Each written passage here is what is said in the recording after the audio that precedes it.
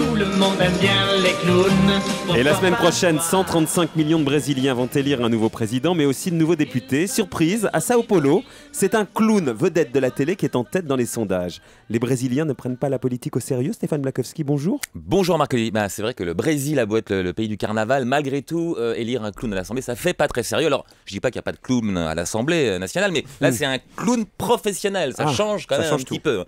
Il s'appelle Tiririca, ce qui veut dire grincheux ou grognon.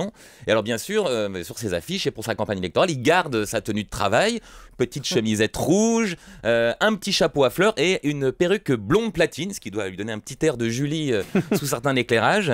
Et en tout cas, ça marche, puisque ces clips de campagne, alors vous pourrez les regarder et juger de la ressemblance vous-même, hein, Julie avec la perruque, mais il y a 3 millions et demi déjà de contacts sur YouTube, ce qui est énorme pour effectivement un petit clip comme ça. Et forcément, c'est beaucoup moins ennuyeux que les clips de campagne traditionnels de politiciens en costard-cravate qui rabâchent toujours les mêmes arguments un peu ennuyeux. Alors, en même temps, lui, il risque pas d'avoir ce genre d'argument, Tiririca, puisqu'il avoue lui-même qu'il ne connaît absolument rien à la politique. Il répond à des interviews, évidemment, on lui demande, puisqu'il est en tête des sondages, mais vous savez au moins ce que c'est qu'un député? Sa réponse est, non, j'en ai pas la moindre idée. Mais en même temps, si vous votez pour moi et que je suis élu, je finirai bien par comprendre, une fois là-bas, à quoi ça peut servir. Donc, ça a au moins le mérite d'être honnête, et ça, l'honnêteté en politique, c'est une qualité assez rare pour que les électeurs, justement, apprécient l'honnêteté de Tiririca, notamment dans un pays comme le Brésil, où il y a eu pas mal de scandales de corruption ces dernières années. Enfin, les Brésiliens ne sont pas les seuls à être concernés, mais enfin, au Brésil, c'est fréquent.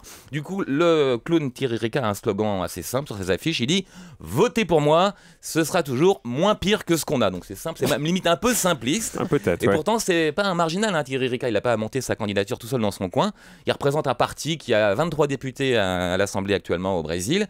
Et simplement, c'est une proportionnelle ouverte. C'est-à-dire que toutes les voix qu'un candidat peut ramener à un parti seront réparties pour faire élire d'autres députés. Ce qui fait que tous les partis ont cette tactique au Brésil de mettre une grosse vedette en tête de liste pour faire entrer à l'Assemblée d'autres députés. Donc il y a un footballeur, Romario, il y a une danseuse qui a une courbe assez spéciale. Et donc c'est pas nouveau au Brésil. En 58, il y avait déjà eu il y avait déjà eu effectivement un rhinocéros qu'on avait présenté aux élections pour dénoncer la corruption en disant que tous les autres candidats étaient corrompus. Il avait été élu ce rhinocéros et il n'avait pas pu siéger. Et ça sera peut-être le cas du clown puisqu'il ne sait ni lire ni écrire et on ne peut pas être élu au Brésil si on ne sait ni lire ni écrire. Allez, envoie les clowns.